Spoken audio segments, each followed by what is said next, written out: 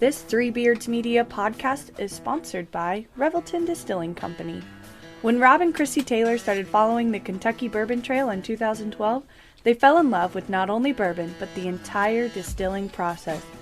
Just 8 short years later, in 2020, Revelton Distilling Company was opened, offering an entire family of products including vodka, gin, whiskey, and Revelton Shine.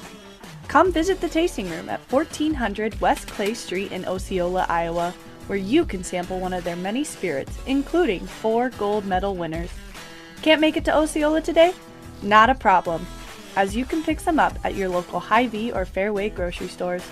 Follow Revelton Distilling on Twitter or Instagram at ReveltonDC or their website www.reveltondistilling.com. This Three Beards Media podcast may contain mature themes, and if you're not down with that, we got 3 words for you.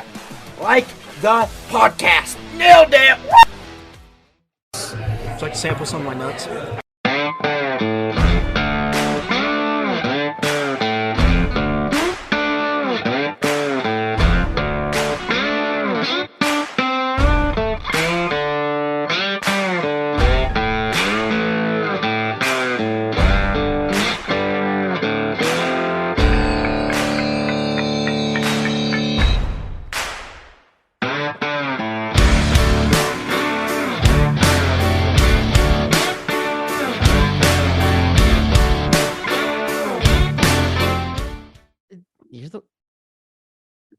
There we go. Someday you're gonna do that. I'm gonna hit leave meeting instead of got it. That's what I'm gonna do. I swear to God. Okay. Excellent. All right. Hello and welcome back to yet again another edition of Old Man Strength, a podcast of Three Beards Media, and brought to you by Revelton Distilling Company and Wintrust Mortgage. I am Tim Johnson, joined as always by Chris Shipley. Chris, how are we doing this evening? We are doing well. I got 1 kid out of the house, 2 more to go in 2 more weeks, and then I'll have some freedom again. I'm super excited. Did Caitlin actually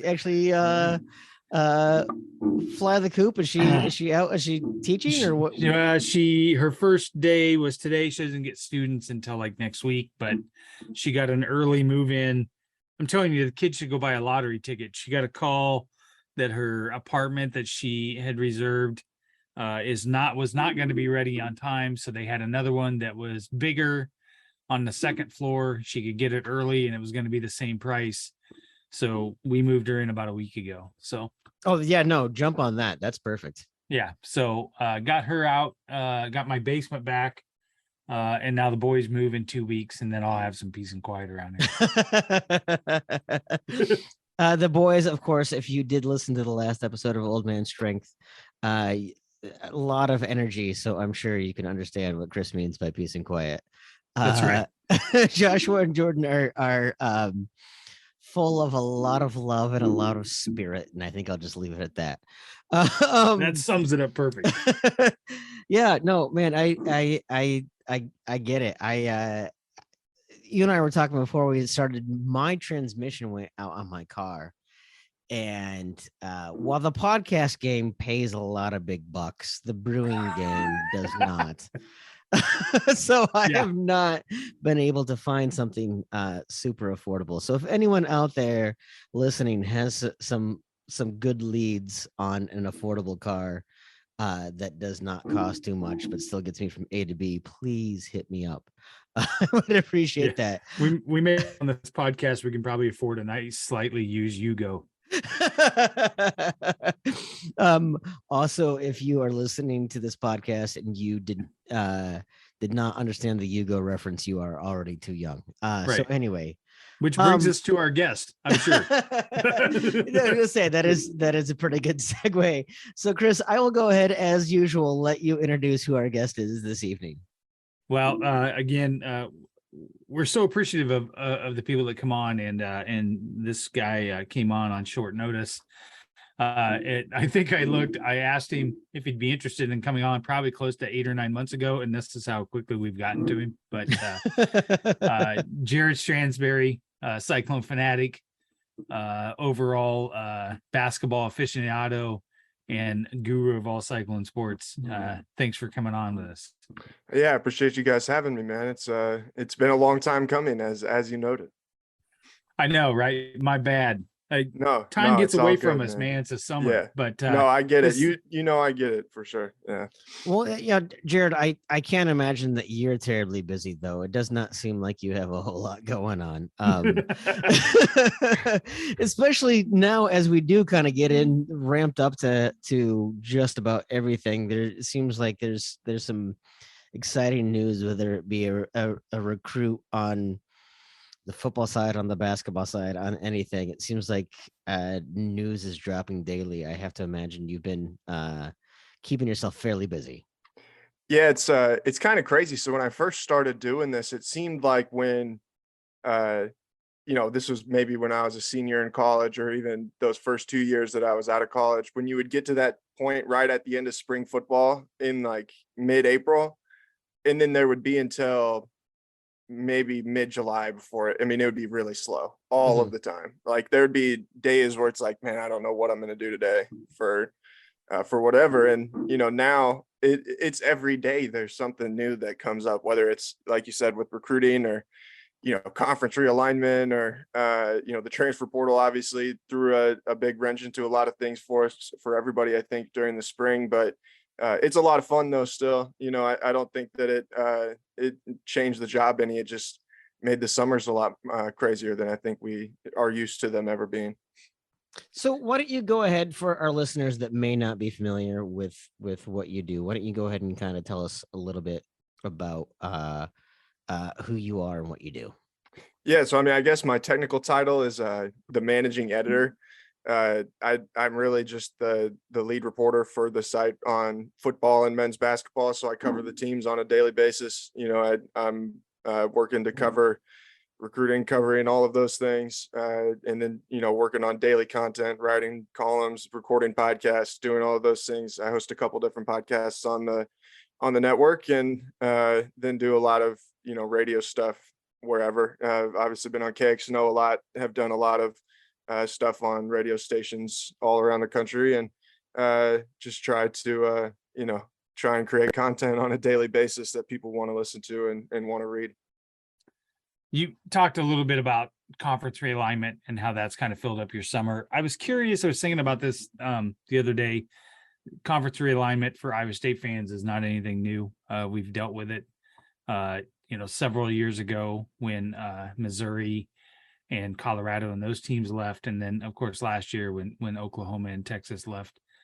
And I thought about Cyclone Fanatic in your guys' network and thought, were you nervous when those happened, and about what that would do maybe to your business and to your outlook of things?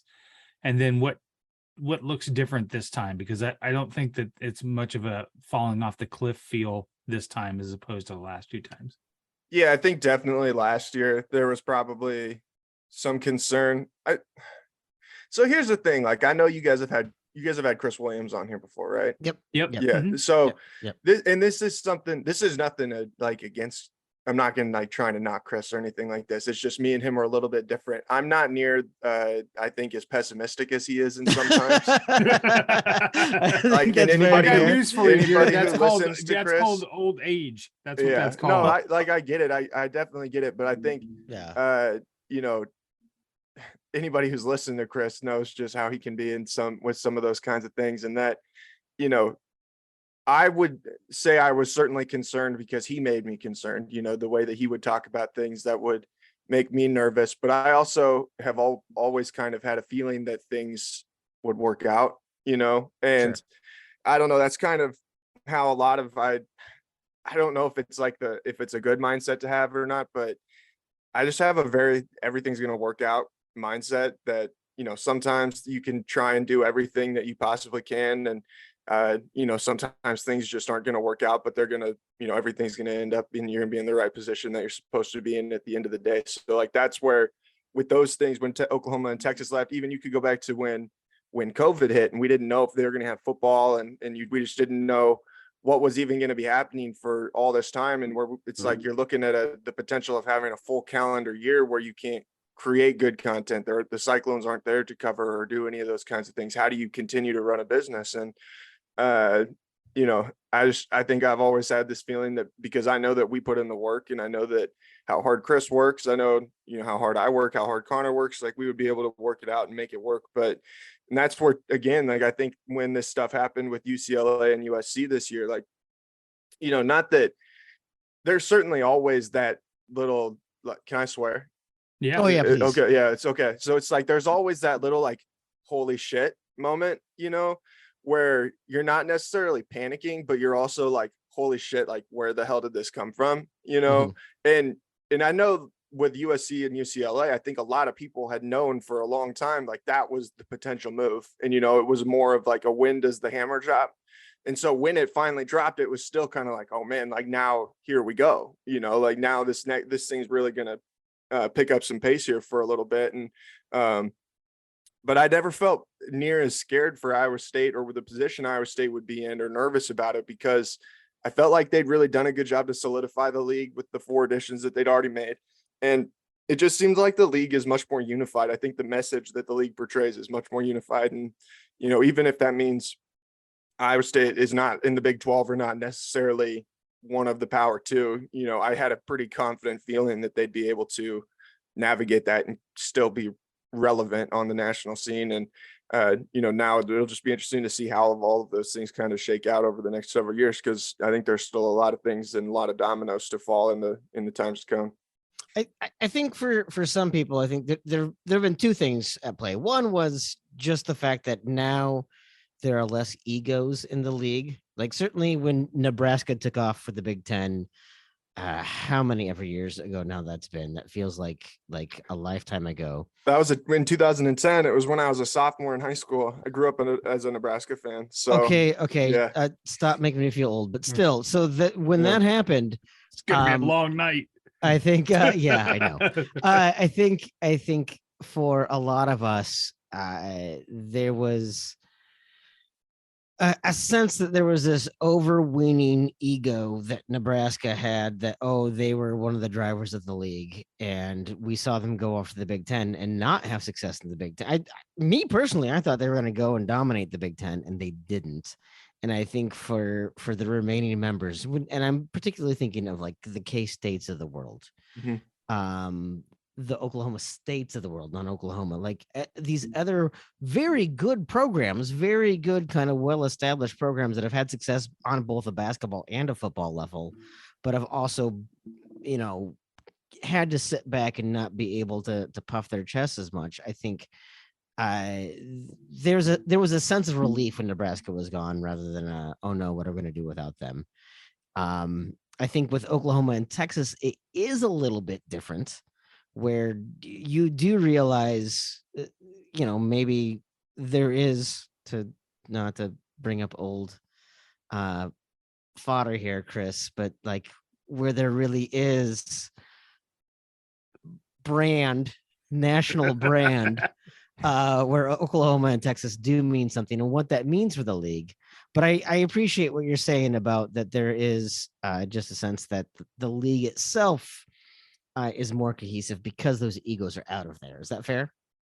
Yeah, I think that's probably fair. And I don't know, like, I don't even know the best way to put it. I think it's the mindsets that they have of generally coming off like they think they're better than everybody else in the league. I think that it's good to get that out of the way. And I think too that maybe the other teams that were the 8 schools that were left behind in the league got a pretty rude awakening of where some people thought that they stood in college athletics, and what they meant. And I think that was the kind of thing that they could kind of rally around, of like, okay, now we got to prove them wrong.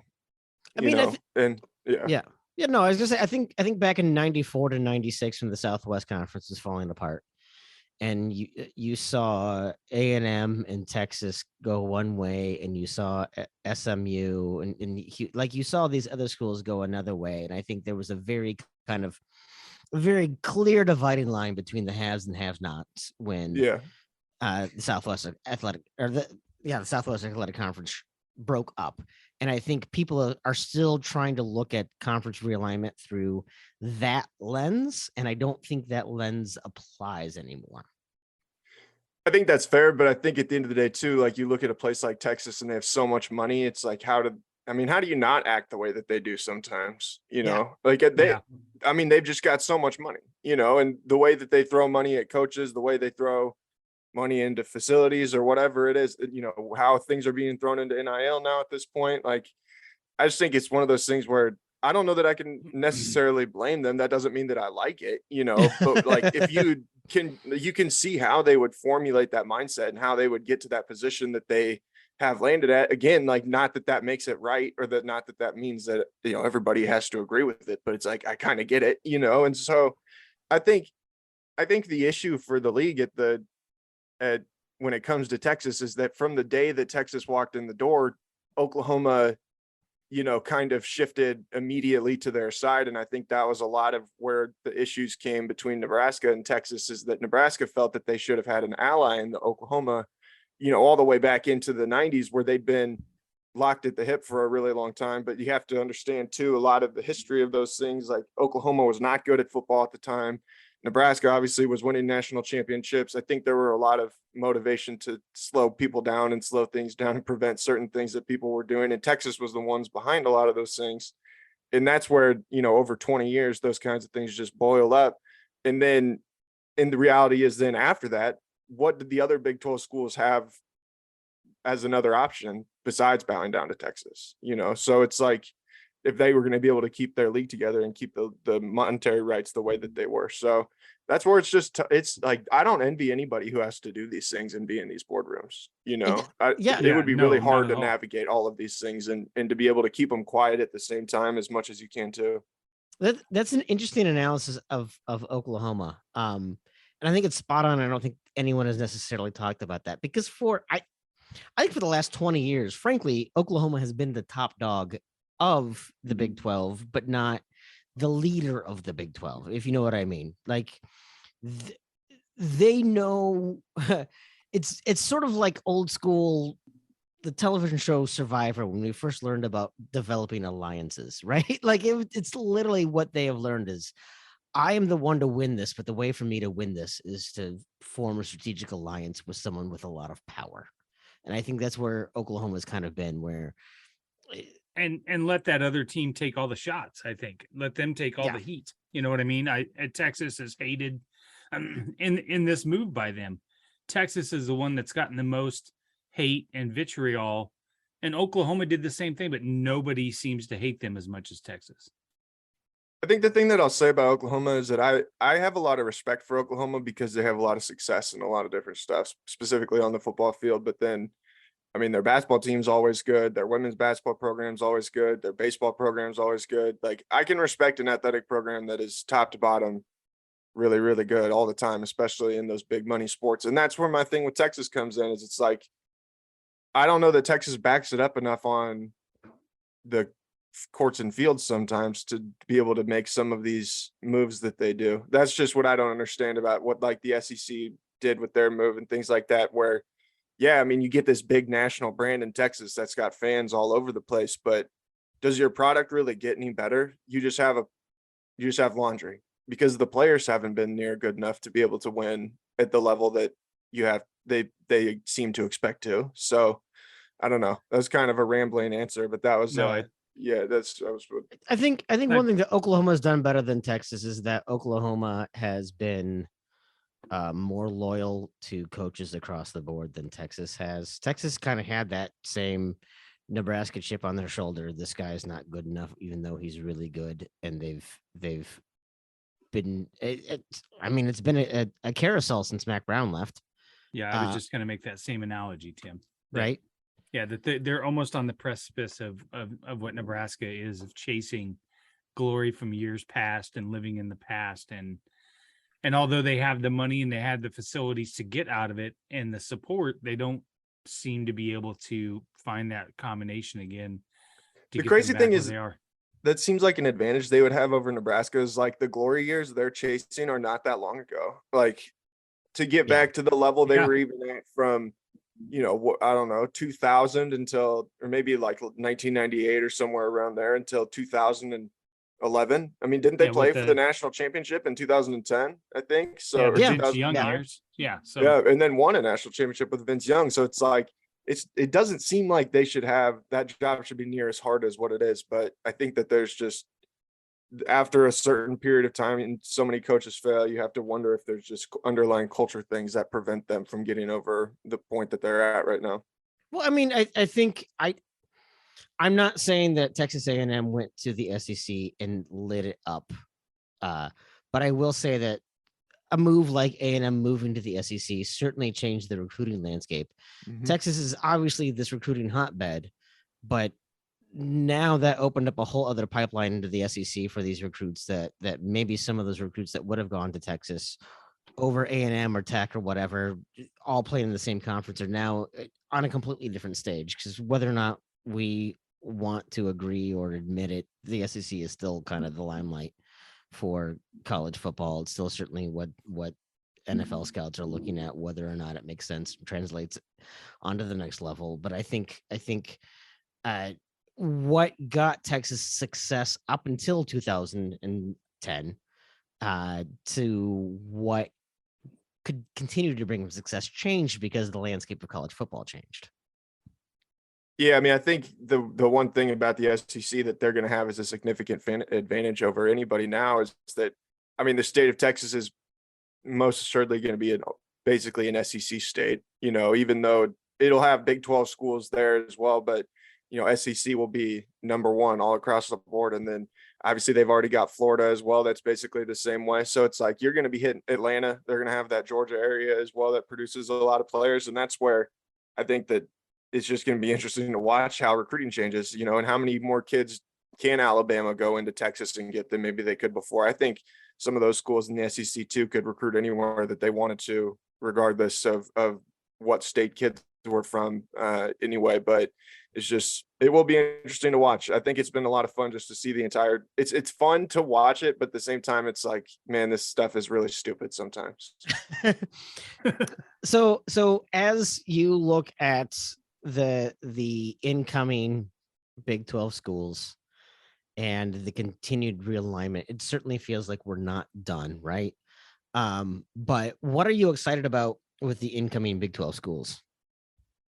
I think they bring some uniqueness to the league, and that's what I think makes the league kind of fun, is that it's kind of random. Like there's just kind of some schools that are, nobody is that big name brand. It's just, they're just kind of a bunch of random schools, but they all have their own thing and their own uniqueness that makes them what they are. And, I think UCF will be intriguing with just being in Orlando. And that's, I have seen it on TV. That looks like an incredible place to go and watch a football game. And, obviously they've had a lot of great success. And then Cincinnati, I mean, opening that door into Ohio to maybe make that more of a Big 12 recruiting ground than what it was previously. And, obviously they've had a lot of success in football and men's basketball and just, going to the playoff last year and everything with that. But then, Houston just has had a lot of success. I'm excited for Dana Holgerson to have to come back to Ames. That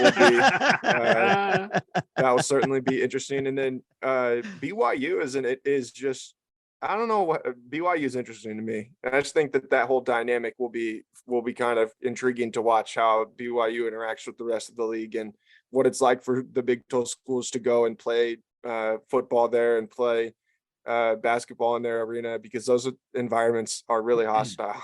And I think that all four of them bring something fun to it, and that's where I just think the Big 12 is going to be really fun. And that's where I hope, what Brett Yormark is doing and what the Big 12 office is doing with their media rights and things like that is looking for ways to make the league more fun and make the league really stand out as just being kind of unique. And it's just like, we're just a bunch of schools that play really fun football and play really gritty basketball. And it's like, if you want to come and play fun football, then come play in the Big 12.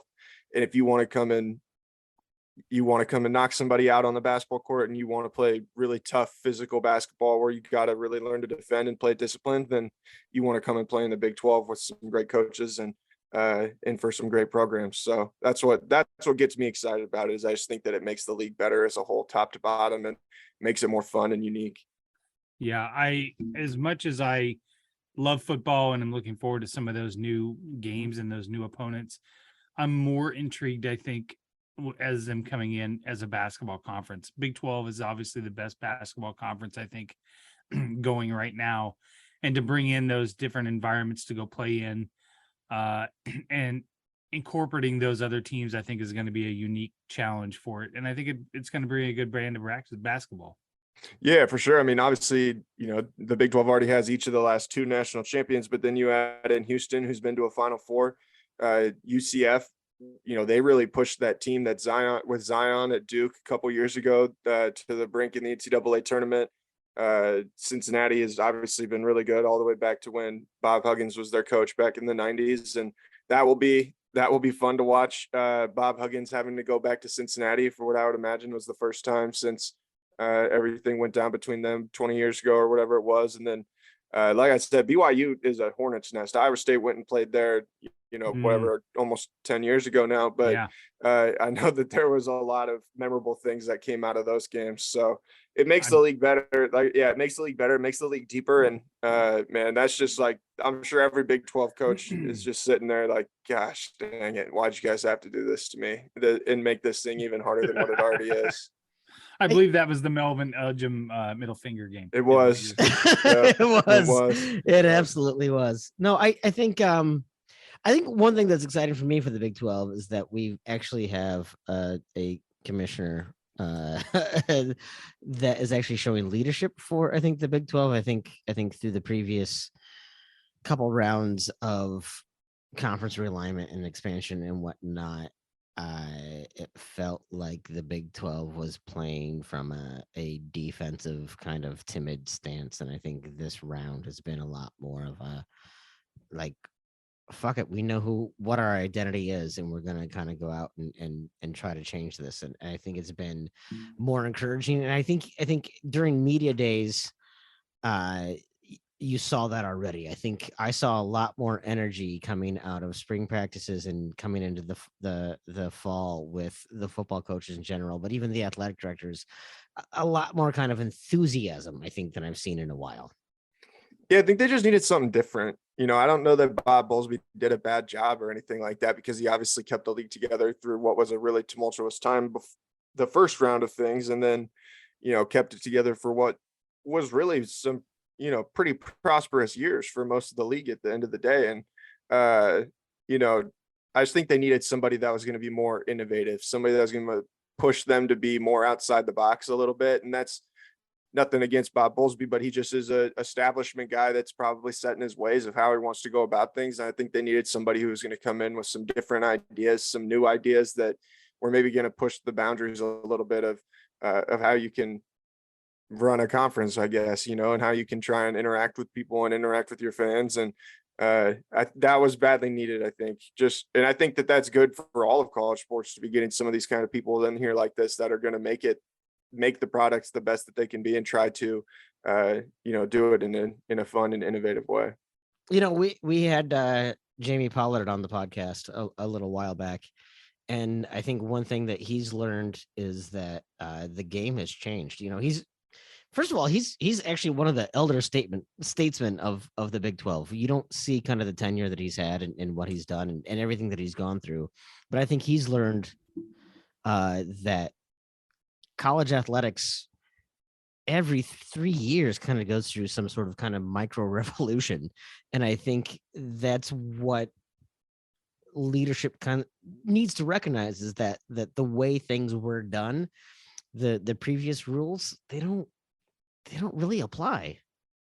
See, and that's where I think that at the end of the day, a lot of the changes that they've had to make here over these last 2 years or whatever, that were probably long overdue. That's where some of these things probably could have been fixed by changing rules at different times, and making it less of a, okay, now the water, like now this just open, just go and do what you want to do, and that obviously changed a lot of things. And that's where it seems like college athletics has changed more in the last 2 years than it did for 20, you Yeah. know, like Mhm. really at the end of the day, or just the pure structure of college athletics. And that's where, you know, I thought it was interesting today to see Pete Thamel report that the college football playoff board of management, or whatever they're called, had met and talked about the possibility of bringing college football under the, you know, under a central governing body of the CFP and all this stuff like that. And that, like, those are the kinds of things that I think are probably necessary at the end of the day, just to be able to create the parameters that they need, because, you know, they don't need the old rules, because the old rules were just not right. And for a lot of different reasons, but they need new rules that are going to help them work through a lot of the different things, and to create and to get rid of the patchwork of it, you know, where different states allow different things and different universities are allowed to do different things because of what their state's law is. And like, we just have to be able to figure out a way to eliminate a lot of those things and get to where it can be much more cohesive. And it doesn't feel like it's everybody versus, you know, it's like, it always seems like it's, I'm always out for myself. You know, it's me versus everybody else. Like, how do we get it towards, like, we have to work together to make this the best that it can be for the sake of everybody. You know, you talked about college athletics changing just in 2 years, as opposed to the previous 20. And you have coaches out there, Nick Saban, I think that, you know, obviously can handle the tide and so on. But I think that you're going to see a lot of turnover as this comes up with a lot of the older coaches, because of just their mindset and how they can't adapt. We had, excuse me, Coach McCarney on last year, and we had asked him about the transfer rule.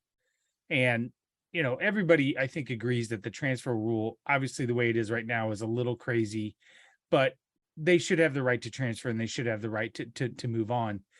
And he was pretty against it. You know, he old school mentality of, you know, sticking it out when it's hard, fighting through adversity.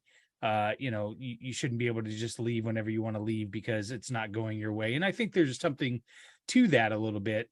But I guess my point that I'm trying to get to is that Matt Campbell seems like the right guy at the right time for Iowa State to lead in this time where things are moving to more of a modern model. Yeah, and I think that's why too that they were so successful during COVID, because they had that ability to adapt and adapt. And I don't think that Coach Campbell is afraid to adapt things to whatever the times are at that given time. And, you know, there are a lot of coaches that are resistant to things. And, you know, one thing I've kind of learned about Coach Campbell is that he's one of those coaches that just, like, rolls with it. He's not going to be the guy that's going to stand up there and grandstand about stuff too overly often. If he does, it's protecting one of his players or trying to defend one of his players or something like that, and not about a rule or anything like that. And that's where I think he's just maybe a little bit different than some coaches. I think that some of those older coaches feel a responsibility on some level to try and protect the game, but I think they also have to be more willing to be open to things and being open to the way that rules are changing and starting to understand different ways. And the ones that do that, and then can also be those old heads who are kind of protecting the game. I think of guys like Scott Drew, you know, Bill Self was an early adopter of all of these things as far as NIL payments are concerned, but he's also still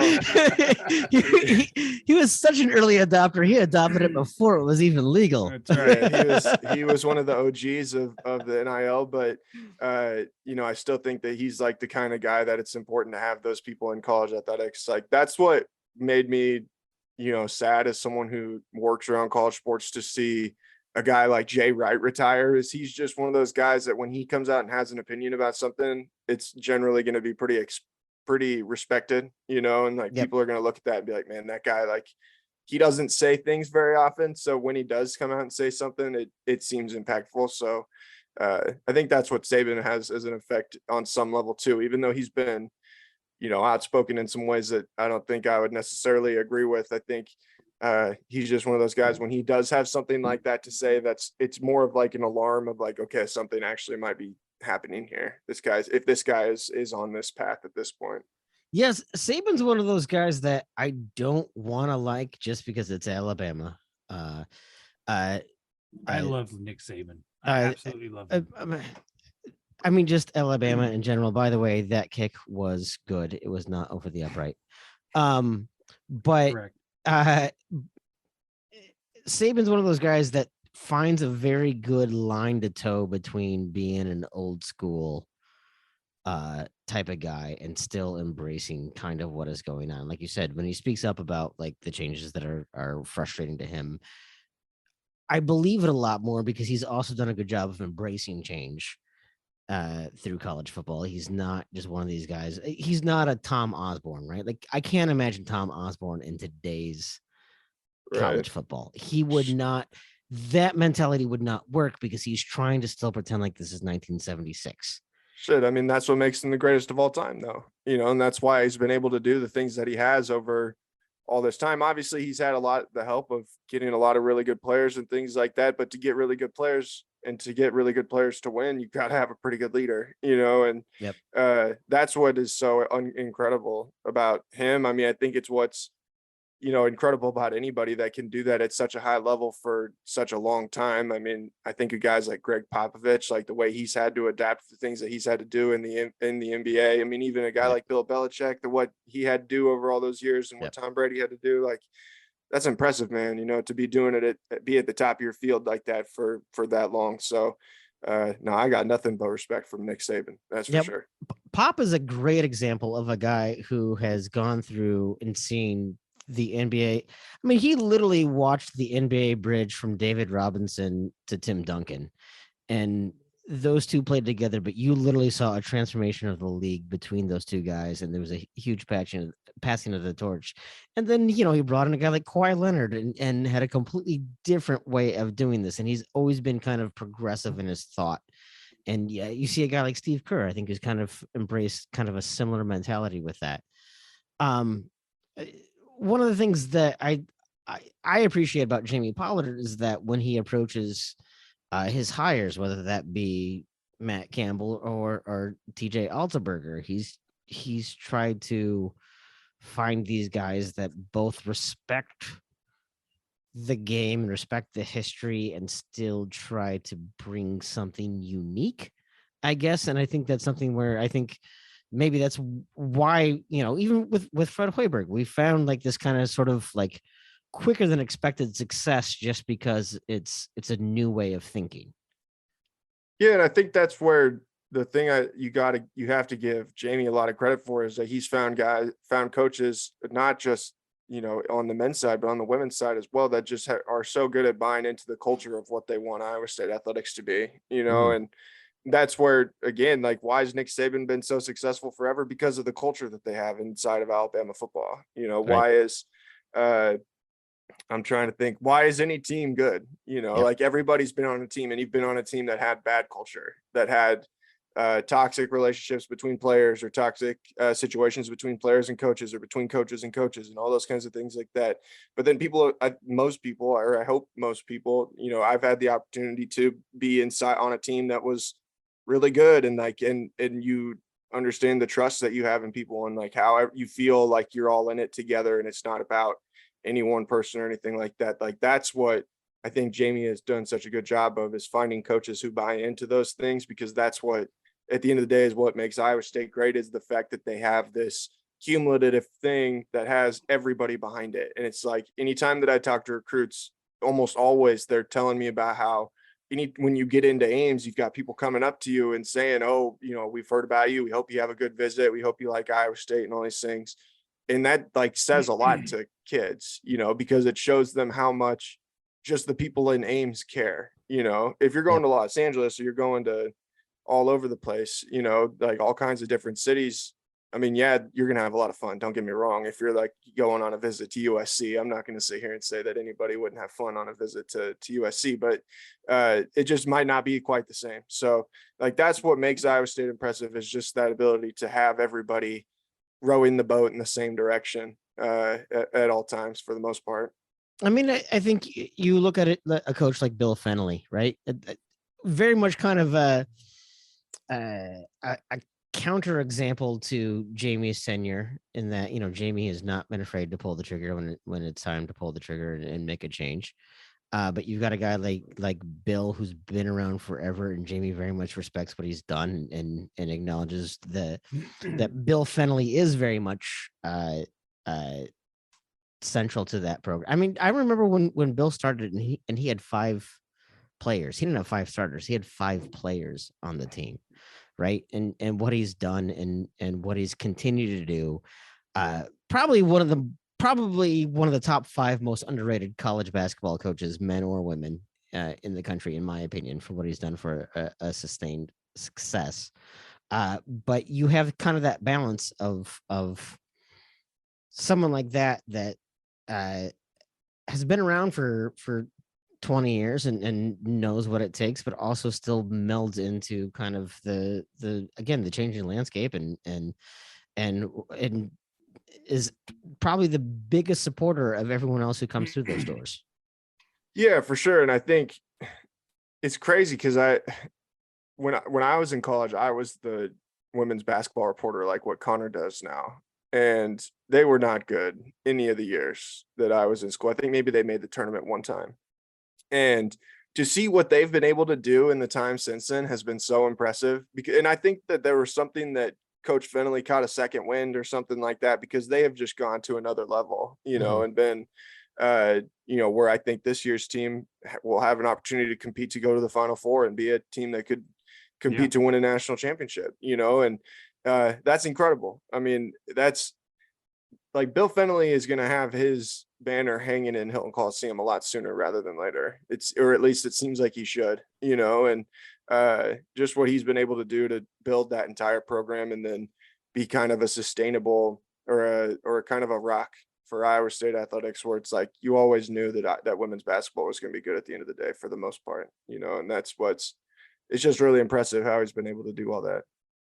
I do want to. I would be remiss if I didn't call out that you've given Connor praise a couple times in this podcast, and I want to make sure that Connor keeps a level head on him. And Connor, I see you. You're perfectly adequate. No, I'm really excited.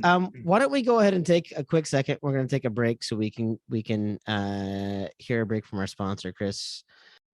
Summer is winding down and fall is just around the corner. August can be a busy time getting ready for upcoming fall events, but be sure to take those final summer Saturdays and treat yourself to an evening of music and spirits by visiting Revelton Distilling Company at 1400 West Clay Street in Osceola, Iowa. They have a lineup of talented musicians each Saturday evening from 4 to 7 p.m. to help you enjoy those final summer days. Along with that, take time to sample some of their great spirits like their honey whiskey or their award-winning mulberry gin.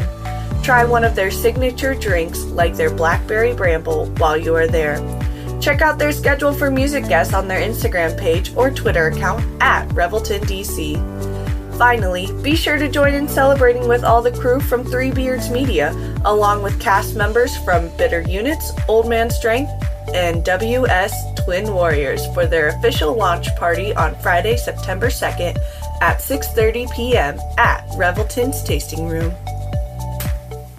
Welcome back. Once again, we are talking to Jared Stansbury of Cyclone Fanatic. We're very excited to have him on.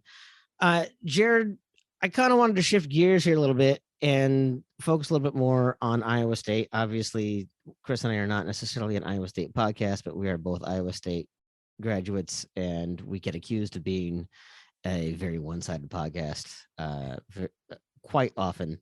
But we do very much care about Look Iowa how State. bothered I am by that. Yeah, exactly. I mean, we have had more Iowa State former athletes on than any other school, but we have had Iowa athletes on. We've had Illinois athletes on. We've had other ones, right? Yes. But we do care a lot about Iowa State, and I think probably a lot of our listeners care about Iowa State. We are getting very close. This will be launched here very soon. We're getting very close to the Iowa State football season starting off. I'm still not accepting that summer is almost over, but we are getting very close to Iowa State football starting, and it's kind of a new look team. How are you feeling about this team? Yeah, I mean, I think the thing that I've taken away from being around guys and being around the coaches, it seems like there's just a quiet confidence, a little bit of what, you know, they're just kind of loose. It seems like things, I don't know. Now in comparison to what was like it was like last year, I think there was a lot of pressure on people, and I don't know that they Mhm. would ever admit that, but I just think things seem a lot looser than what they were before. Everybody is a little bit more relaxed and not quite as on edge all the time, it seems like. And uh, you know, not that you want to say goodbye to some of the best players in your program's history or anything like that, but I think it could be good for the program to have a little bit of a reset of being the hunter instead of the hunted again on some level. And I think they feel like they've got as good of depth as they've had since they've been there. And top to bottom, the roster is as talented as it's been. Even if it might not be quite as talented at the top like it was last season. Obviously, there's a handful of guys that are up there that you throw in that category, but I think there's just a bunch of inexperienced guys that they feel like have a lot of talent and are probably going to surprise some people this fall.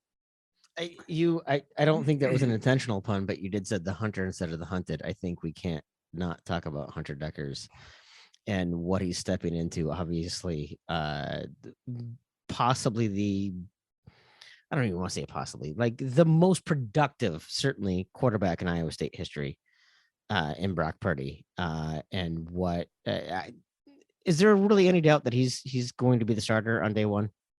No, there's no doubt whatsoever. He'll be the starter on day one. I mean, I think he has done everything that's been asked of him. And he's, one guy on the staff put it to me as, he's done everything that you would hope a guy stepping up from being the backup to being the starter would do. And, I think that he has, from what, I think they feel like he has really high end talent. And he's been showing that during the fall so far. And, yeah, I think that there's no doubt that he'll be the guy for Iowa State this season. And, it'll be interesting to see how people go through the ebbs and flows of watching him, because I think the one thing that was always interesting about Brock is like, you knew everybody loved Brock, but Brock also like during the season never seemed to get as much credit as maybe he should have. Everybody really loved Brock between like, man, I don't even know. Well, they love Brocktober. October. Yeah,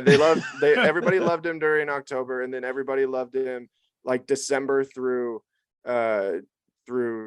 August. And then it would hit September and then people would be mad at him. And then there'd be November and people would be mad at him. And so it's like I just would think it'll be interesting to see how people react to Hunter and how he's able to navigate all of those things and the pressure of being the starting quarterback.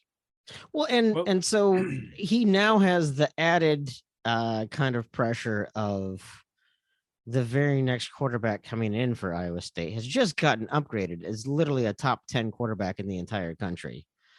Do you think that puts any pressure on him to try to solidify himself as the guy to be out for that position? If he's as good as it sounds like he is, then I don't think he'll be too concerned about a true freshman coming in next year. I'll just be honest. Okay.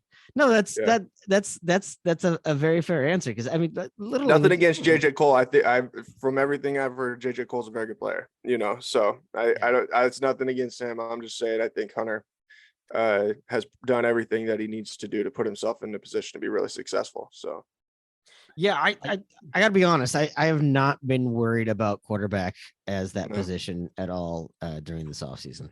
Yeah, I'm the same way. I just don't think the quarterback will be too much of a concern. There are certainly other things at positions, running back. I just don't know. We just don't know who will play there. I think that any of those four guys could be really solid. And then, the offensive line to me is always a question mark until I see it. I don't know if I'm going to believe that they're going to make major strides. So I hope that, obviously I would like for them to see them make major strides, but, we'll just have to wait and see what that looks like on September 3rd. And I think that defense is still going to be pretty salty. There's a lot of talent on that side of the ball, even some guys that are stepping into some bigger roles that I think are pretty good and are going to have an opportunity to showcase that. I think the one group that I think maybe gets overlooked, as crazy as it is, because one of them is in the top 100 college football players list today with Xavier Hutchinson, is the wide receiver group. I had a conversation the other day, last week, with a Texas fan, funny enough, Cole, who we were talking about the wide receiver that transferred to Texas from Iowa State. His name escapes me. Tariq Milton. Milton. Tariq Yeah, Milton. Tariq Milton. Yeah. And I think our wide receiver group is solid. You have Hutchinson, you have Noel, Sean Shaw still there, but the guy that intrigues me the most is Gaines. Mm-hmm. Yeah, and he's got really intriguing talent, because then in the spring he went to some of those open practices and he made some pretty crazy plays while he's out there. He's a big time talent. Like, he's got big time ability. It's just, there's a bunch of guys that you didn't even mention there when in that receiver room that are good players. Darren Wilson, who's been kind of banged up. Daniel Jackson's another guy who's been banged up in the past, and I think they feel like he's ready to kind of have a breakout opportunity. Dimitri Stanley was a transfer in from Colorado that started a handful of games for Colorado over the last couple of years. That sounds like he brings big time speed to the table in that room. And then I think, X and Jalen Knoll are two players capable of being centerpieces of an offense. And, I think it'll be interesting to see how they deploy all those guys. And again, like, it's one of those things where if you told me in November that Greg Gaines played in more than 4 games and burned his red shirt, like, it wouldn't shock me at all. Mm-hmm. But if you told me that he did redshirt it, I wouldn't be shocked at all, because Yeah. I think he does have the talent to get in that position. But also, if he does end up in a position where he has to redshirt, it's probably because all those other guys had a really good year, which would at the end of the day be a good thing for Iowa State. No, absolutely. Xavier is one of those guys that I think is probably, even last year probably flew under the radar. And when he announced he was coming back, I think people, no one was surprised, but at the same time, the guy has talent. He has a lot of talent. He has a nose for the football. And, we've seen some guys with some kind of insane talent, like Akeem Butler, who also was very prone to drops. Could remember the Texas game where he or the Kansas game where he tossed a guy to the side and did some amazing things, but also kind of like X is one of those guys who's a lot quieter of a player, but a lot more productive, I think. X is just solid, man. Like, just really, really solid, and like, there's nothing that you sit there and like blows you away. The thing that blows you away is just that he's really productive, and he just like gets things done. And he's a guy that you can generally rely on in most scenarios. And I think that he has all of the ability to have as good or better of a season than what Alan Lazard or Hakeem Butler did in those 2 years that they were kind of the centerpieces of what Iowa State was doing, along with David Montgomery. So no, I think that he's one of those guys that a lot of people are going to find out how good he is, when he's got an opportunity now to be, not having to really share the ball as much with somebody like they did with Brees, who was going to get the ball 40 times every game last year. I was going to say that's another thing, right? Like, so between tight end and running back, we've got other positions on offense that are probably a little bit more of question marks. Does that mean that we get to open, especially because I think all of the criticism of Brock of not having a good arm or not having downfield accuracy, all that, I think a lot of that was overblown. And I think you even saw that he had a couple of questionable passes the other day at the preseason game, but he also showed a lot of like ability to throw off a back leg, throw off the scramble, to improvise. He did a lot of those things, and he can throw a long ball. But I think what I've always thought was more of Hunter Decker's strength is his ability to be more of kind of your prototypical passer. I think this passing game, are we going to see them open it up a little bit more this year? Yeah, I think on paper, that's got to be the assumption of what they're going to do. But I think if that group of tight ends that they have, where they've got some guys they feel are really talented that just are kind of inexperienced, and you obviously they played behind Charlie Kohler, Chase Allen, and Dylan Stainer. Like, how are you going to get any experience when there's when three of the best tight ends? As say that the next Stainer or Allen or Kohler are probably in that group. Yeah, you would hope so. You would hope that someone like that can emerge. But if nobody emerges in that room past Jared Russ, then yeah, I think you would have to assume you're going to see a lot of formations where there's going to be a lot more receivers than there have been in past seasons. And, but I think that it's important too for Iowa State to be able to continue to play in those 12 and 13 personnel packages with the tight ends, just to maintain some of that advantage that they've had over the last couple of years, because that's really worked for them, obviously. And, but it takes having the personnel to be able to get out there and do those kinds of things.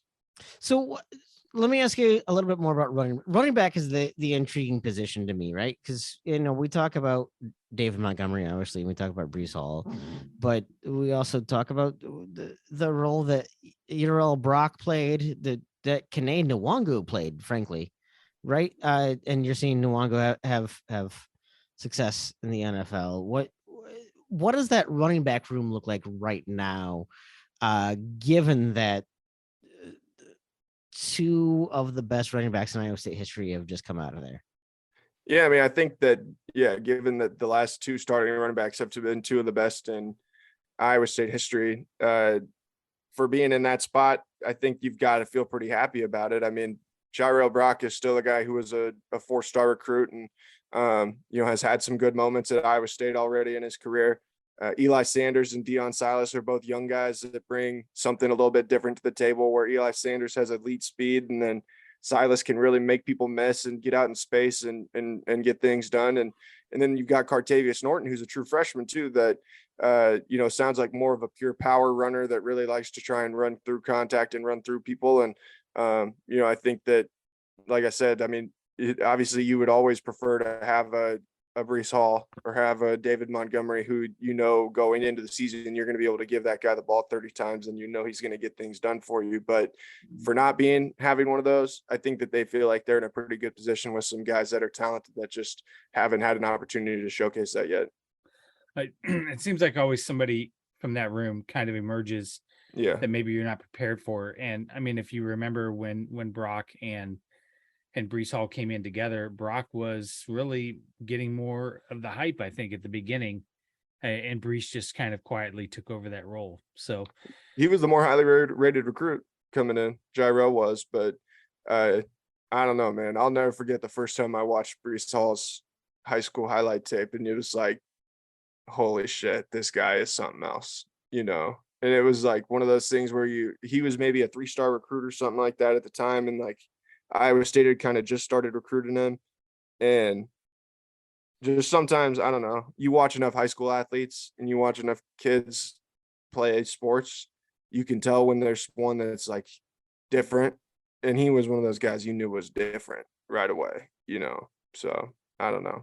Different enough to make me want to buy a Jets jersey. That's how different. That's a special player, kind of player, right? He's a special player. I did pick him up in my fantasy draft last night. I will say that. No, I think that's gonna be a lot of fun. It will be interesting to see though, because I think one of the criticisms that a lot of Iowa State fans, myself included, have probably had is that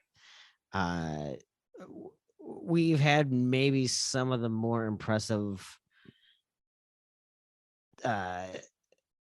talents from kind of a skill position that we've ever had. And I still felt that maybe the play calling was a bit conservative. Oh, it better not be this opening game. That's all I know. I can't take an opening game of conservative play calling again, and but still being close. Chris, you would agree with me. Like absolutely, yes, no, I agree. Too much of a track record to think that you're not going to get a heavy dose of that, unfortunately. Come on, Jared, you're supposed to make me happy. No, I'm just saying. I'm not saying, not saying I agree with it. I don't necessarily disagree with you, but I think at this point, after 6 season openers, 5, and if you throw out the South Dakota State one where they scored a touchdown on their first play, that was the one that was looking good. Game was canceled. The game was canceled, but no, that I would be very surprised if the play calling is not relatively conservative. Wait, I mean, aside from not wanting to show your playbook, I mean, it's not just season openers, frankly. I still feel like it always feels like it's felt like the offense in Matt Campbell's staff has always wanted to be Oh, we're gonna save that for a special moment. It reminds me of that nice bottle of wine that I never bother to open because I always think there's going to be a bigger reason to celebrate with that bottle of wine, and that's what I felt like. You've got the most talent you could ever have across the board at the skill positions, and we never quite opened it up, and I don't know Can I why that is. can I rebut that for 1 second? Sure, sure, I will please. defend Tom Manning here for a minute. The thing, like, okay, you want to open it up and all this kind of stuff. I mean, do you want to run trick plays every week? Because then trick plays don't seem to work if people start to expect them every week, and things like that. And that's where some of the times they've run those plays, I mean, I would think their hit rate on them has to be pretty high. I mean, they had the touchdown that they threw against Iowa, but last year, Yep. or not last year, the year that there was the rain delay. I mean, they threw the tight end screen for a big gain in that game against Oklahoma. They threw a touchdown pass with uh Xavier Hutchinson. Who do you throw it to? I can't even remember. Was it Tariq Milton? It was Milton. It was Last Tariq year Milton, against yeah. Texas. Yeah. Yep. So it's like Yep. they've Yep. done some of those things, and I think, but they try and be, strategic about them and run them when they've got really good looks for them and things like that. And at the end of the day, too, they had the best running back in college football the last 2 years. So it's like, why would you not give that guy the ball at every opportunity you have, even if there might be a call to be more aggressive, I guess. I get that, and I'm not saying that they're not busting out trick plays. I'm just saying that it seems like on a scale of 1 to 10, it's either a 1 or a 10, and I think they're. I mean, I think part of the knock on Brock going into the draft is that he didn't have that arm strength downfield, and he didn't have that big playability. And I think part of that was a function of, and not that he didn't have big numbers, but I think part of that was a function of the offense being run, is that it never called for him to do some I of those think things. you have to throw in, there is one other piece of this equation where you have to have receivers that you can throw the ball downfield to. When they had Hakeem Butler, they threw the ball downfield, Sure.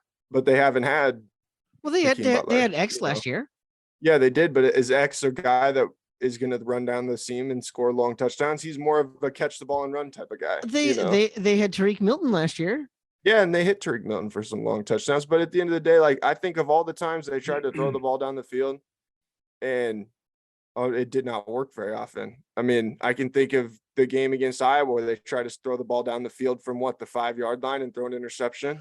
Well, yeah, but I mean, if you're comparing to Iowa's idea of a big play is running 3 yards. Their I'm not comparing it to offense is the Iowa. I'm most saying they boring ran offense. that play. I'm I saying know they ran that yeah. deep pass against Iowa, and Yeah. it didn't work. And I can't remember times where the receivers would run deep routes and get separation. Could that be on the play calling? Certainly, but it's also like there's a lot of pieces that go into play there, because if they felt more comfortable running those routes and that they had someone who could run those routes and get open, then I would imagine they would call those plays. I don't know. That's just the question that's just me. do you think maybe it had something to do with the offensive line and their inability to maybe hold blocks? I would say that would certainly play some sort of role in that equation. And that's why, again, I say, like,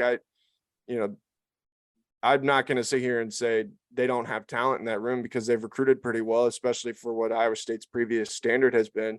But it's just, I don't know that I'm going to believe that group is going to be that much improved until I see that, and I hope that they are. I hope that they are as solid as what, it has sounded like they have been during fall camp. I think we have seen an offense that's been pretty efficient and pretty prolific in the middle of the season. I think for me, what my biggest, I wouldn't say complaint, but argument is that we seem to not get into that kind of a rhythm until maybe it's too late and we're behind the 8 ball in the season, right? I certainly agree with that. And that's, I think, the biggest issue is that those slow starts where you can't, that's obviously prevented them from beating Iowa during Campbell's tenure, and then has made those season openers such an adventure so often. And, I think at the end of the day, I don't know if that goes on the coaches, if it goes on the players, or who it goes on, but Iowa State's offenses have statistically been pretty damn good the last couple of years, and that's where it's like, you gotta, that sometimes it just doesn't work out. That's the problem. They play that style that's just going to get them in so many close games. If they could play like Oklahoma and win by 50, Yeah, sure they would. I think that's kind of been my biggest struggle, is that it feels like they're playing to do just enough to win. Yeah, and that's fair. I think that's probably fair. I don't know. I don't know. I think that the odds, I mean, they've kicked the shit out of some teams over the last several years at different points. So it's like, it's just a different style of kicking the shit out of people. You know, like when they're going to really beat up on somebody, it's because they out physical them, you know? So we heard this week an anonymous quote from another Big 12 coach that Iowa State had a blip in their culture, I think is the phrase. Did you hear this? I didn't see this. There was a quote here a couple days ago. Anonymous Big 12 coach said that Iowa State, was this on Athlon or something? Or I think it was on Athlon. Yeah. That said that Iowa State had a blip in their culture in the middle of their season. Basically the idea that Iowa State got a little too conservative and a little too in their own head. And I don't know if that was, a coaching staff thing, if that was a player thing. But when I heard that quote, obviously my first thing was to be defensive as an Iowa State fan, but I think my second thing was to say, I kind of think that was fair because, clearly we didn't live up to, I think, expectations this past year. Yeah, I mean, I think that's fair in the sense, you think back to like those Baylor games, some of those games they were losing by just a couple of points right there, and whatever that was, late September or early October. I think that's probably fair, and that's why I go back again. Like I feel like there's a much more loose atmosphere this year being around those guys, where just I think the pressure of all of those things probably started to wear on people. Less expectations are making it a little bit easier for people to be a little bit. No, I think that's fair. I think that's exciting. Excellent. Before we switch over here to basketball, because I do want to get talking about basketball, so because there's some exciting things going on there. I want to take another break from our sponsor, Wintrust Mortgage, this time. But Jared, be prepared. I want to kind of jump into what we have going on for basketball, because not only did we see some kind of exceeded expectations, but I think that was just the beginning. And I talked me back down to earth when we get back. So again, let's take a second for a word from our sponsor, Wintrust Mortgage. Are you in the market for a new house and unsure of the mortgage process? Want to know that you have someone looking out for you? Kyle Lehman from Wintrust Mortgage is a down-to-earth, knowledgeable lender who can be there for you in your corner. He can work with you in any of the 50 states and is just what you need to expand your home search. Kyle will work with you through the entire process with little to no work from you. Take the worry of the mortgage process out of the equation so that you can focus on looking for your dream home. Contact Kyle at www.wintrust.com/Kyle-Lehman or call him at 515-473-0546. Welcome back. So before the break, I asked Jared to kind of preview the Iowa State basketball season. So switching gears, we have not covered football, but we will have plenty of more opportunities to talk about Iowa State football as this goes along. But we've also had maybe the most exciting offseason of Iowa State basketball in recent memory. It was certainly the most eventful, I would say. Right? Yeah. I mean, everything from Tyrese Hunter leaving to the best recruiting class and growing that we've ever seen. Easily. So a lot going on. So boy, I don't even have a good question here, Jared. I'm just hoping you just pick up from my lazy way of talking about this and run with it. Well, Is Tim crazy to be this excited? I guess is a good question. No, I just think about the roller coaster that we've been on with Iowa State basketball over the last 5 months now, since the weekend in Milwaukee, winning 2 games, going to the Sweet 16 and that high, then everything that happened with Tyrese and the low of all of that, and then the high again of the transfer recruiting and getting some of the guys that they were able to get for this year's team that I think have them feeling pretty confident in what they've been able to put together as far as a roster. And then, now then back with this recruiting cycle where, they had a handful of targets that they really set their eye on, really the three of Jelani Hamilton, Milan Momcilovic, and then Omaha Blue, and then you throw in Caden Fish there at the end, and that is kind of a cherry on top of the entire class. Caden Fish commit was, it felt like getting the present after you already thought you were done.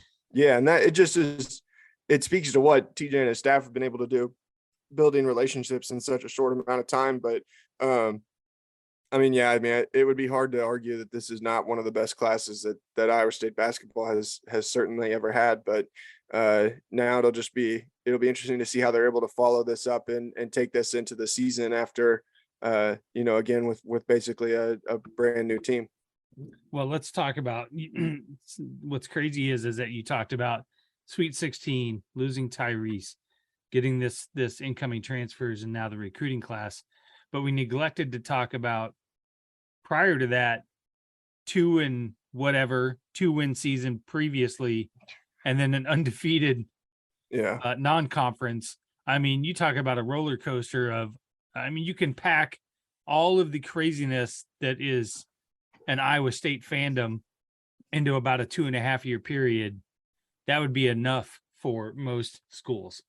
Yeah, Iowa State basketball has certainly taken years off of my life in the last 3 years, right? Probably. Whenever my doctor asks about my heart health, I always say, well, I'm an Iowa State basketball fan. So yeah. I missed that though. I missed caring about basketball. I missed having that pit in my stomach of watching a game. And even when we were, 47-46 late in the second quarter, it's not fun basketball to watch, but I was invested. And I think that's what made that non-conference portion so much fun, was just, you could feel the excitement again, and I think people felt better, but they didn't necessarily know what they were getting themselves into going into last season. I think Scott Christopherson's told this story before on our podcast where, he said that someone came up to him before the game and said that he hoped they won 10 games in the entire season. And Scott had basically been completely detached from college athletics for 10 years leading into when me and him started doing our podcast. And so for him to sit there and be like, holy shit, what's happened around here in the last 10 years to where this is what people are hoping now. And it just is, obviously the end of things with Coach Prohm. I still think Coach Prohm is an awesome human being and someone who has done, a lot of really good things and helped a lot of kids and put people in a lot of positions to be successful, but obviously it just didn't work out. And I think we understood, why once TJ got here, and you start to see the energy that he brought to Iowa State basketball and just the excitement of the brand of basketball they play, even though it's not overly fun to watch sometimes. 100%. I related that team last year a lot to Tim Floyd's team after Hoiberg and Beecham and that crew had left. There was not a lot of expectations for that team of, let's be honest. Kenny Pratt. Tim Floyd's basketball was boring. Right. But you were invested in, totally. In that last year of Steve Prohm, to your point, Jared, great human being. And I have a lot of respect for him, but I didn't even know when the game was on anymore. I was that de-invested. I did not care when a game was on. The apathy of it was what was so sad, because I went to school through the end of the Hoiberg era, and you see the excitement of all of that, what was really the peak of all of that stuff at that time. And to see to the point that it got to where, again, people just didn't care, and I can tell you, I wrote about the team, I didn't really care, and you got to do a podcast and you got to sit down and be like, well, what do I say today? I remember I had to record an instant reaction podcast after they lost to Mississippi State by 60 points that COVID season, or something crazy like that. Once it got to that point where it was pretty clear, man, it's time for a change. Things just really fell apart. And it was fun to be able to cover this last year and experience that weekend in Milwaukee and be in the arena for those things and to witness that. Yeah, I mean, I can think about jobs that I've had where I wasn't the right fit for it, and they may not have fired me. I fired myself because the point was that like it doesn't matter how good of a person I was or bad or whatever. It just didn't fit for what like my goals were and what I wanted.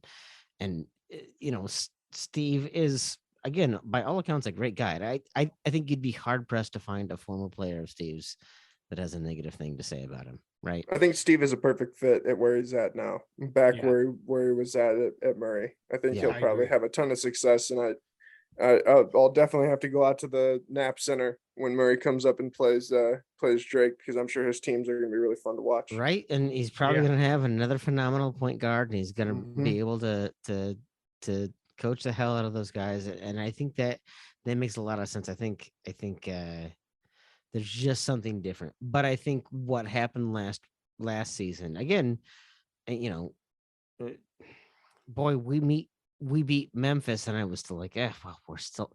Let's just temper all season long. I kept on saying, let's temper expectations. Let's temper. Not me. I was drinking the Kool-Aid. Oh God, all the way through.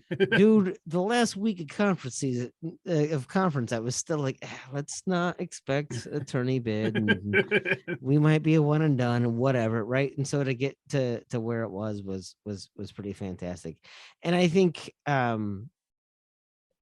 there has been kind of a good mix of obviously players leaving, and it sucks to lose someone like Tyrese and Does it though?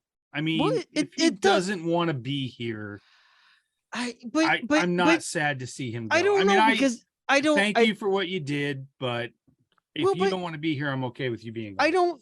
But I don't feel like he was like, when I think about some players that have left, I think of them as like a locker room cancer. And Jared, you're closer to this than either of us, but I never saw Tyrese as a locker room cancer. He just didn't know. It just didn't work out, you know. Yeah. And Yeah. I think like that's unfortunate. Yeah, I agree with you. Like you would prefer to have Tyrese here, but I think it's one of those things where shit happens in college athletics sometimes, you know, and Yeah. things just get sideways, and it's like, how do you react to it instead of, you know, getting mad about whatever happened and holding grudges or anything like that. But I do think it will be a lot of fun when Tyrese Hunter has to come back to Hilton Coliseum To take Texas, Dude, next I was January or Texas and February. then come back Yeah. in. Oh my gosh! I man. I remember when Adam Alaska had to come back here. Oh yeah, that was yeah.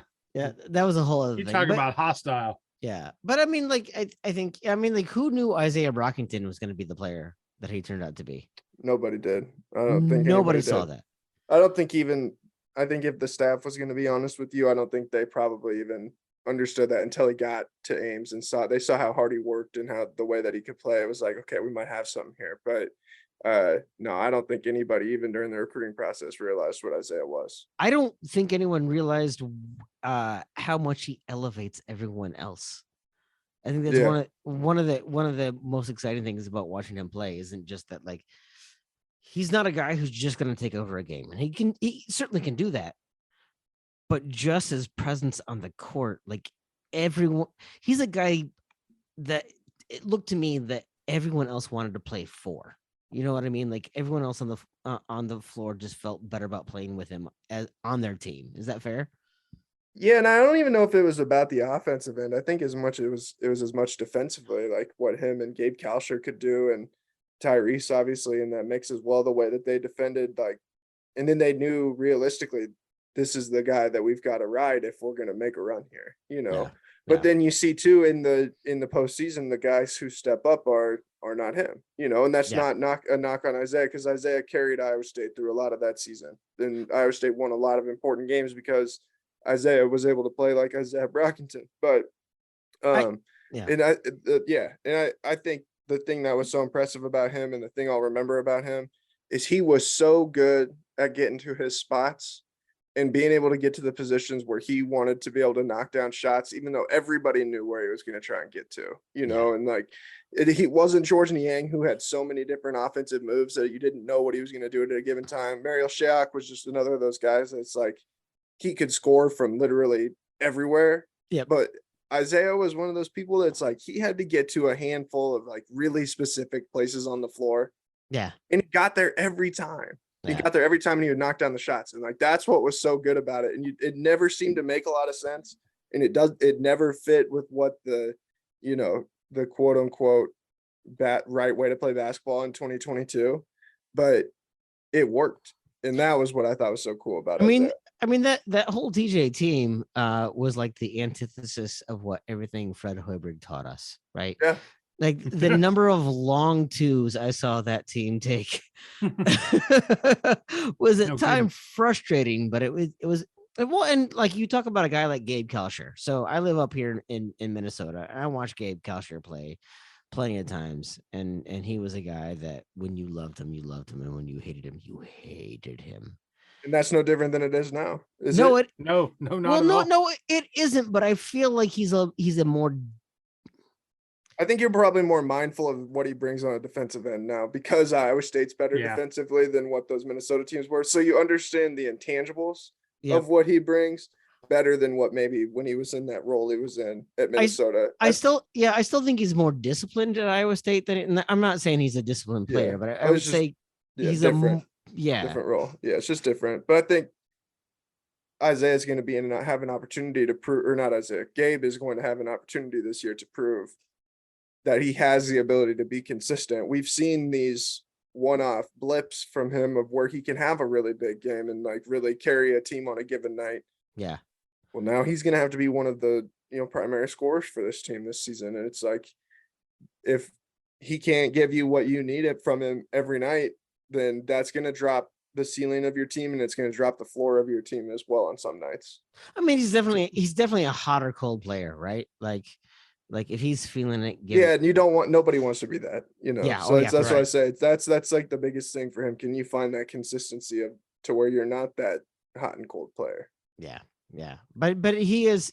I felt like there was a certain level of maturity that he found under TJ's staff, and I don't know that that's TJ. I think one of the things that TJ does really well is he actually does have a really good staff that helps. Not just from recruiting, but from player development, frankly. I think the relationships in that program are just really strong, top to bottom. I mean, again, it goes back to TJ, the relationships he's able to build with people, and everybody who talks about the way that he recruits and things like that. It's all about building relationships and building that trust between each other. I just think that really flows through that program right now.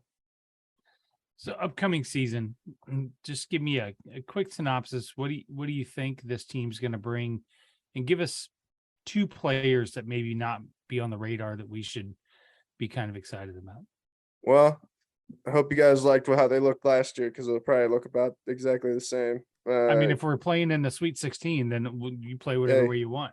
There's not going to be anybody complaining, that's for sure. But no, they're going to be able to really defend. I think that added Oshuni down there, down low, adds a whole other dynamic, having that ability to block shots. Hassan Ward is in that same mold. Trey King, just having those guys that are elite athletes that are able to protect the rim.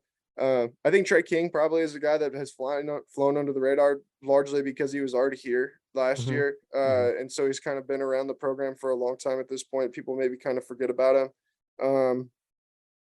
Man, another one. What about Lipsy? Because he was he was the first guy that TJ went to and re-secured his commitment when he got hired. And I don't think a lot of people are talking about him. The thing that I really always liked about Taman, and I've been able to watch him quite a bit, obviously, it's with him growing up in Central Iowa playing high school basketball. But the thing I love about him is he does make his teammates better. I think he was the first player to ever have a triple double in this Class 4A state championship game. And he scored like 11 points, and then had 10 assists and 10 rebounds. And he's not that big. He's like 6'1", so he's just one of those guys that's going to do whatever it takes to be able to win the basketball game. And he makes people better. He sees things on the floor that other people don't. And he's just an elite playmaker. And that's where, if he was going to be a guy who could come in and make an impact as a true freshman, it would be in that ability to make plays for others and set things up for other people. And because that's a unique ability that not that many people have. Just his teams win. He's a winning player. And I'm not comparing him to Tyrese Halliburton because their physical tools are a lot different, but they're just the mindsets, the way that they come off as people is very similar. Just I those mean, guys that the you're way you drawn describe to. him almost reminds me of a Jake Anderson. Like one of those guys that does just a little bit of everything to try to make sure the team wins. Yeah, but obviously Taman's like a pure point guard. Jake Anderson was kind of a forward, wasn't he? I don't really know that Jake actually had a true position, frankly, because Yeah, he was not tall. no. No, yeah, Taman is like a floor general. He Okay. is that's the kind of point guard that I would describe him as, and I don't know that he'll ever be a big scorer, but like if someone came to me in a time machine and told me that Taman Lipsey became like Iowa State's version of Brad Davison, I don't know if that would shock me. Like not in the dirty sense. I mean, like not the way, the annoying things about Brad Davison, but just like that steadying rock of a point guard that can just like that just does Monte winning Morris. things. No, Yeah, Monte Morris. Yeah. I'm looking this up. Jake Anderson But again, was I don't want to compare anybody to Monte Morris. He's arguably Yeah. the greatest point That's guard to ever unfair, play right. at Iowa State. So. no Jake Oh, Anderson was a man. 6'2" point guard, but Okay. he was a guy that I forget, Jared, how young you are that you forget. No, he was a guy that could rebound. He could distribute the ball. He could do he played great defense. He wasn't necessarily going to be the guy that's going to give you 40 points, but he was going to give you everything close to a triple double nearly every single night because he's going to do everything to elevate everyone else's game. Every team needs guys who make winning plays. They're not going to do the flashy stuff, but they're just going to go out there and do the things that win ball games. I think. Yeah. At the very least, that's what Taman has the ability to do for Iowa State. Newsflash: I don't know who Jake Anderson is. He was like an early Hoiberg era guy, right? He was a transfer from Northern Illinois. I would say I think he was Yeah. in the first. I might have been checked out during those years. I wasn't. He was in the I first. was one of the transfer few U guys that class thought with, Hoiberg was a terrible hire. Oh, that's anyway. Okay, so before we finish up with you, Jared, I did kind of want to talk about this recruiting class that DJ has coming up, because it is not just the best Iowa State recruiting class in Iowa State history, but one of the best recruiting classes in the country right now. And we alluded to it earlier, but like what in this ever-changing world of college basketball, what is TJ doing to make this, especially like we haven't talked enough about NIL and what that means, right? And probably what that means for the transfer market. But like, what is TJ doing to get these guys to commit to Iowa State? I mean, again, it comes back to building relationships. Like I think he's just done such a good job of being able to relate to people and build a relationship with them and get them to trust him and to where they want to come and play at Iowa State. And that's literally every conversation I have with these kids that are getting recruited.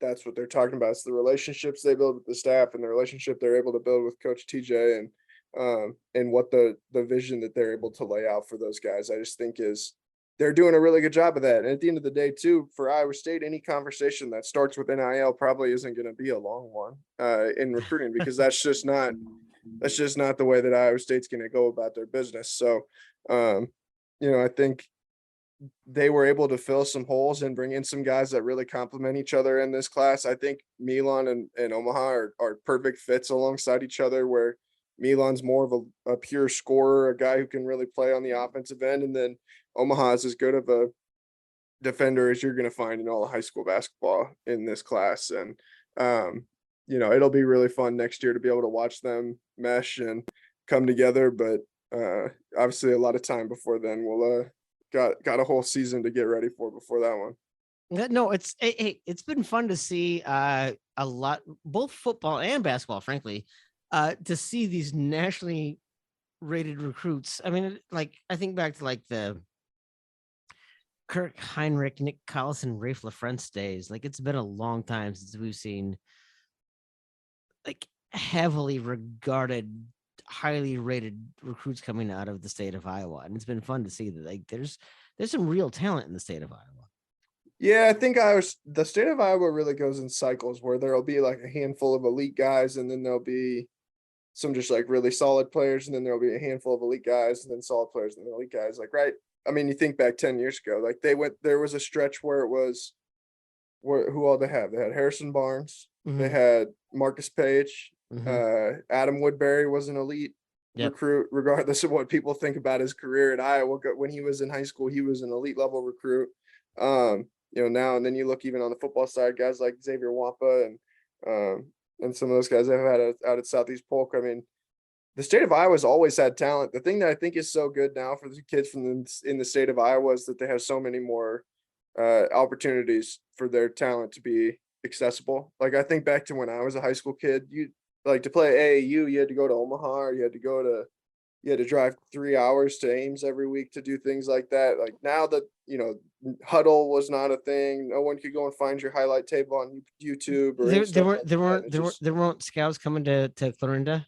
no, there were no scouts coming to Clarendon. Well, okay, I'll take that back. There were, but there were never the ones that I mean, it was Division III coaches and things like that, which Yeah. I went and played Division III basketball. So it obviously that worked out, but uh, you know, I I think there's a lot of kids from down there that, a perfect example of this is Ryan Hawkins, who played at Atlantic, which is in the same conference as Clarendon, and then Yep. was the national Division II National Player of the Year 2 times, I think, and then went to Creighton, was a first team All Big East player at Creighton. And it's like those are the kinds of kids that we have in the state of Iowa. We have some really high level athletes, but man, there's not that many opportunities for them to get seen by the high level coaches. So anytime that there can be a couple of those guys that break through, that's pretty cool. Excellent. Well, shoot, Jared, I think we're more than past our time. Certainly more than our listeners care to listen to Chris or I. But Chris, do you have any Which other is why we bring on better guests than us. exactly. Exactly. Chris, did you have any other questions you want to ask Jared? Jared, I do want to ask you, because something you said earlier in the podcast I found was fairly intriguing, and we're gonna kind of move off sports here real quick if you have a couple minutes. Is you talked about your outlook about things and how you try to look at more of the positive things and things like that. Being younger and having those types of insights, what would you probably go back 10 years and tell yourself 2012 Jared, what would you go back and tell 2012 Jared about something that is a piece of advice? Man. So you have to think like it come 2012, I would have been going into my freshman year of college at Simpson. Oh, thank God. I thought you were And going to say something like no, middle school or something. no. Yeah, I've been going into my freshman year of college. I think I would have probably told myself to not live in the peaks and valleys so much. I think that's kind of cliche, but I think that was probably one of the things that has, I don't know if it's necessarily held me back in my life, but it's one of those things that I think I've really had to fight through every day, and just like you battle through, I mean, I've dealt with, different mental health things and things like that. And that's the one thing I think I'd never trade is that over the last 10 years, I've grown a lot, and you learn a lot of lessons. And I just think that the biggest one is like, I really could have kept myself out of some sticky ass situations if I wouldn't have lived in the valleys at different times in my life, and not let little things get to me to the level that I did. And but again, I wouldn't trade any of it because I think it's what makes you who you are. It's what makes you have the perspective that you do. And yeah, I don't know. I think that I could have been happier probably if I had not let myself get torn down sometimes by stupid bullshit. Well said, Jared. I really appreciate that. I think mental health is something that Chris and I have both advocated for on this podcast. So I appreciate those words. With that, I will say, Jared, is there anything that you would like to plug? Nope, just listen to cyclonefanatic.com and keep reading our articles, and we'll keep trying to give you guys the best content that we can. It's a blessing to get to do it every day. So I have a lot of fun with it. Well, Jared, we thank you very much for joining us on Old Man Strength. This has Yeah. been an absolute pleasure to talk to. I think you're somebody that Chris and I wanted to talk to for a while. So we're very grateful for your insight. Don't be surprised if we reach out to you in the future and try to steal some things from you as we go forward. Hey, anytime, fellas. Yeah, anytime. I'm happy to do it, and happy to help anybody out anytime that I can, for sure. Much Excellent. appreciated. Excellent. Chris, anything you want to plug before we Yeah, wrap these things up? I just want to remind our listeners and we have the Three Beards Media launch party. It's going to be at Revelton Distilling Company down in Osceola, September 2nd at 6:30 p.m. So we have the crew coming from Bitter Units, from Old Man Strength, WS Twin Warriors. We're going to have our sponsors down there, Revelton Distilling. They're going to offer some drinks for us, and you'll be able to come down and check out their tasting room. And then Kyle, hopefully from Wintrust Mortgage, will be down, and we're hoping to get former guests and listeners to come down and just kick off football season, come down, have some drinks, and get ready to tailgate the next morning. So, Jared, we would love to invite you down to that too. I realize that's probably a busy weekend for you, but we would love to see you down there as well. And Sorry, I was zoned out for a second. Which weekend is it? it's September 2nd, so it's the Friday yeah. night before the opener. So Yeah, I would love to, man, but that's a tough swing for me, probably. that's a busy weekend for everybody. But, Yeah. I get it, but no, yes, please come visit us down again. I'll have to. Yeah. Yes, yeah, absolutely. So we will be at Revelton Distilling Company at 1400 West Clay Street in Osceola, Iowa. We're very excited to launch a little bit more about what we have going on at Three Beards Media. We're very excited with our partners at Revelton Distilling Company and Wintrust Mortgage. Very excited about what we have going on. We have some more things that we don't have enough information to tease just yet. And then we're teasing.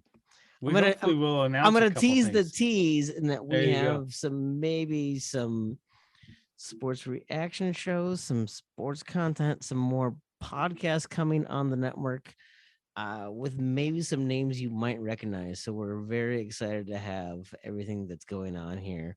A lot of great growing content.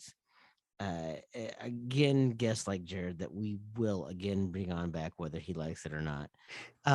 We are very grateful to all of our listeners. Once again, this has been Old Man Strength, a podcast of Revelton Distilling Company, also brought to you by Wintrust Mortgage.